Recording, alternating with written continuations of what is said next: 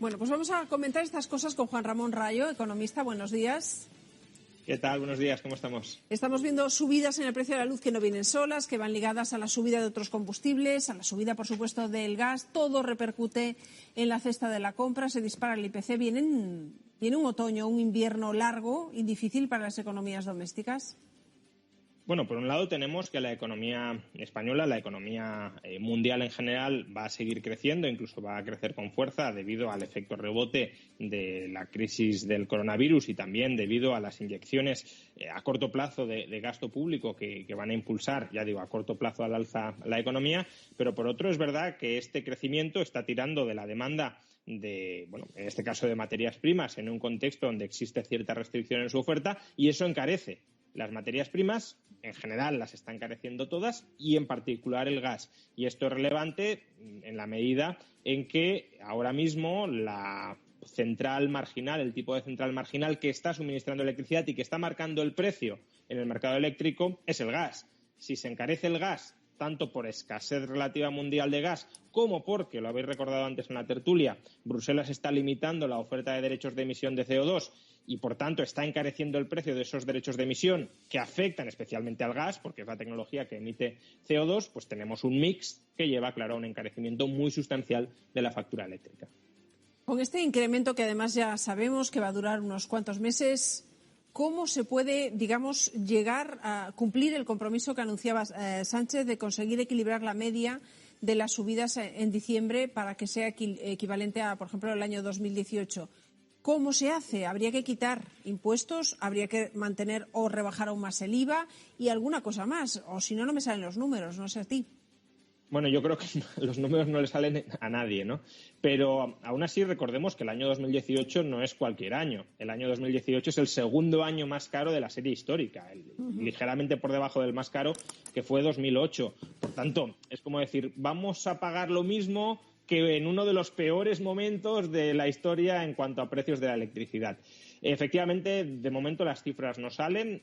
No sé qué conejos puede sacarse de la chistera el gobierno. Quizá, en parte, bajar, abaratar parte de la factura del recibo de la luz que controla, que fija directamente el gobierno a través del BOE. No olvidemos que toda esta escandalera, en parte justificada, que estamos montando sobre la subida del precio de la electricidad, se debe solo a la mitad de la factura de la luz, la mitad que fija más o menos el mercado, porque tampoco toda la mitad la fija el mercado. Los derechos de emisión de CO2 que decíamos antes es un precio político que entra en esa mitad. Pero bueno, la otra mitad, peajes, costes de política energética, impuestos, todo eso lo fija el gobierno en el BOE. Y creo que una propuesta muy sensata, también la habéis comentado en la mesa, es el gobierno está ganando mucho más dinero que antes con esta subida de la luz. ¿Por qué? Porque la recaudación de derechos de emisión de CO2 y de impuestos, incluso con la rebaja del IVA, después de haber bajado el IVA del 21 al 10%, ya está recaudando más que antes de la bajada debido a la subida del precio de la luz.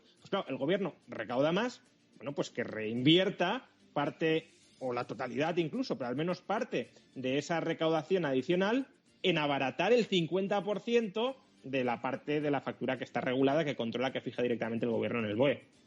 Hablando de rebajas de impuestos, estas últimas semanas ha sido noticia en Madrid un anuncio que hacía la presidenta de la Comunidad de supresión de los impuestos propios, que hemos dicho más de una vez que eran muy pocos los que quedaban en Madrid, que además no suponen, digamos, mucha cantidad, mucho impacto económico con respecto a lo que se recauda en Madrid. Pero en cualquier caso, se ha interpretado más bien como un mensaje, y no solo político, mensaje a empresas, mensajes a inversores. ¿Ese tipo de mensajes, desde tu punto de vista, funcionan? ¿Son eficaces?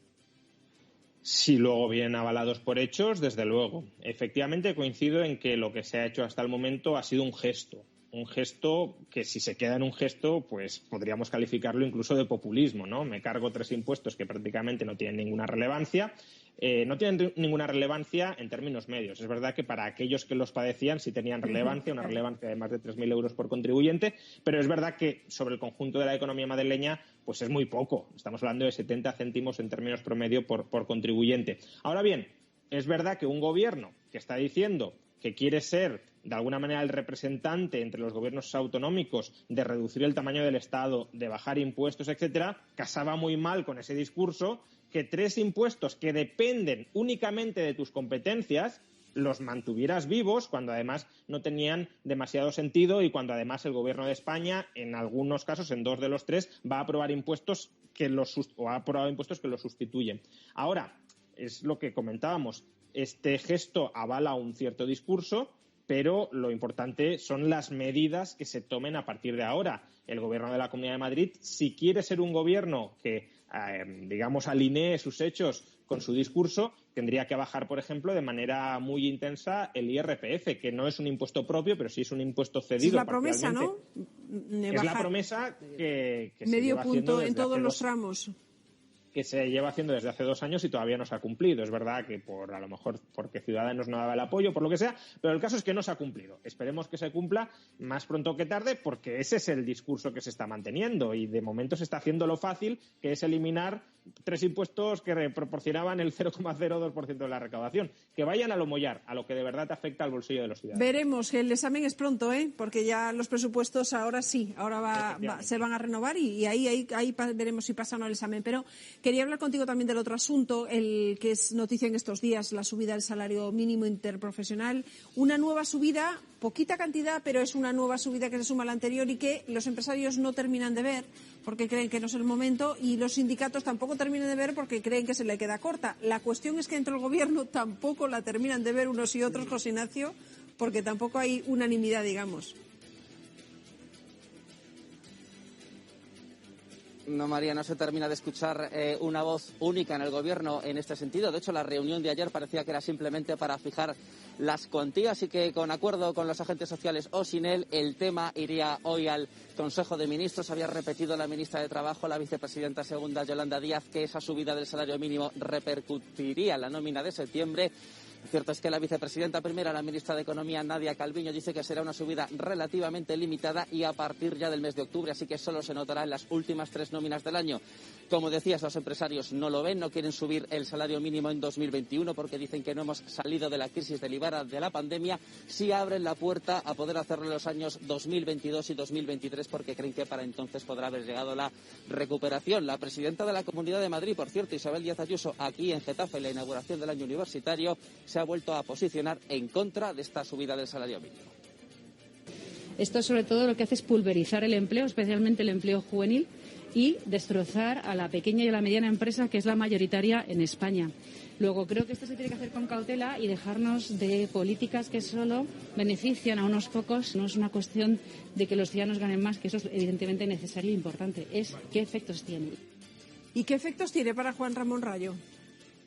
A ver, aquí hay mucho de lo que hablar. En primer lugar, se suele vincular la pobreza en España con la insuficiencia salarial y no es tanto un problema de salario por hora, que también, evidentemente, cuanto más se ingrese por hora mejor, pero realmente las personas que en España califican como pobres o en riesgo de pobreza son personas que no están trabajando a jornada completa, que están trabajando a tiempo parcial y que querrían trabajar a jornada completa. Y a esas personas que se les suba el salario mínimo no les va a ayudar demasiado. Es decir, alguien que cobra, que trabaja 3 horas al día en lugar de 8 y que está ingresando esa parte proporcional, pues aunque te suban un poquito el salario por hora de esas 3 horas, no vas a ingresar mucho más. Por tanto, enfocar la solución a los bajos ingresos de España a través de subidas del salario mínimo es erróneo, porque además la evaluación que hemos hecho hasta el momento, la mejor evaluación que hemos hecho hasta el momento de los efectos de las subidas del salario mínimo en España, que la acometió el Banco de España, ponen de manifiesto que en el año